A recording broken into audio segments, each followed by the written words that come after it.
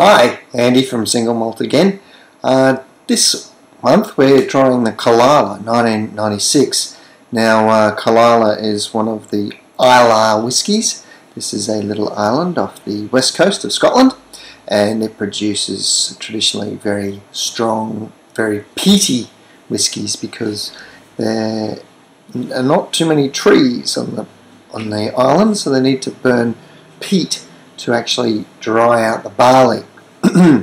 So Caol Ila is one of the older distilleries, built in 1846 by a chap by the name of Hector Henderson.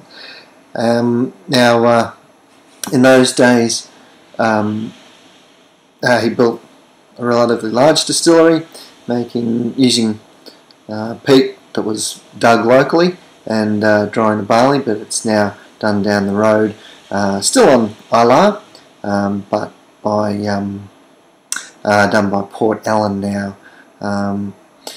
So the water used is from Loch Namban, I think I've got that right, which is a limestone loch, so very minerally water. And what else can I tell you about this?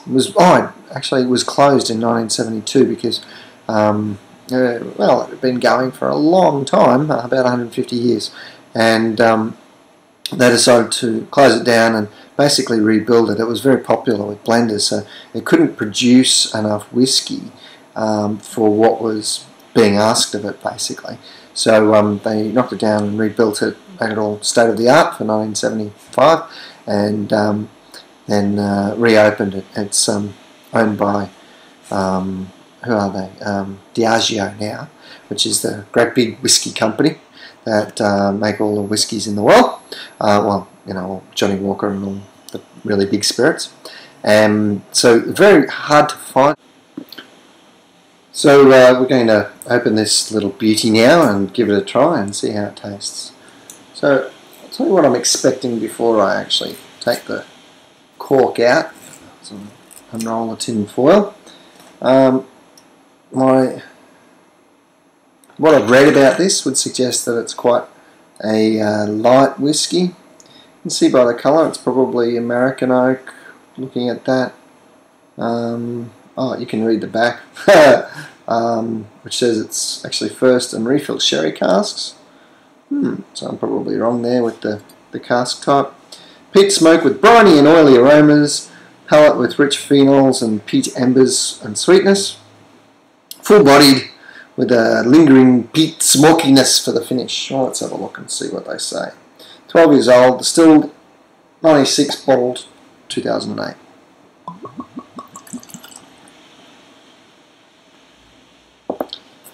Oh, there's plenty of peat. Oh yeah. This is definitely from Islay. So we're looking plenty of peat. Bacon, ham and pea soup. Nice, yum. It's got like a sweet richness in it. Oh, look, it's a fascinating smell. And really enjoyable. Yeah, you'll really like this, I think. If you like your Islays, it's a really traditional, typical Islay.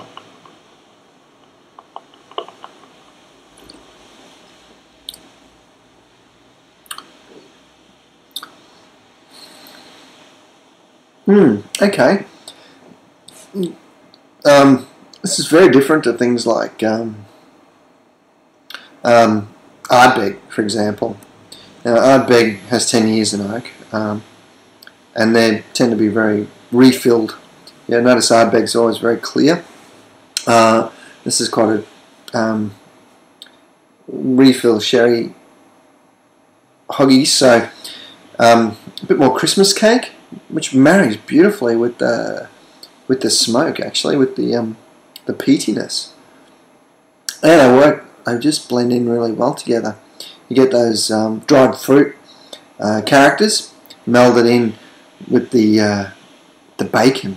Oh, yum! It's a little bit bubble and squeak. It's kind of vegetables, roast vegetables with roast vegetables with some ham. Sort of, you can kind of imagine it all fried up together in a really old pan, an old steel pan. It's kind of really black and slaky. They're kind of the flavours that are coming off it, and the steam or the smoke that would be coming off that pot is the way I envisage this whiskey's how it tastes to me.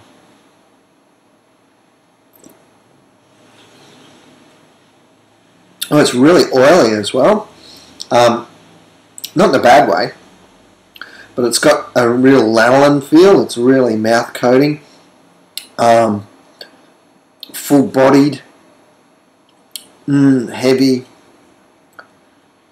delightful, but pungent and intense. Not for the faint-hearted. If you think that you like your Speyside light, fresh, fruity styles, steer clear. But if you do like a really indulgent whiskey, this one's for you. It's cracking. Cheers.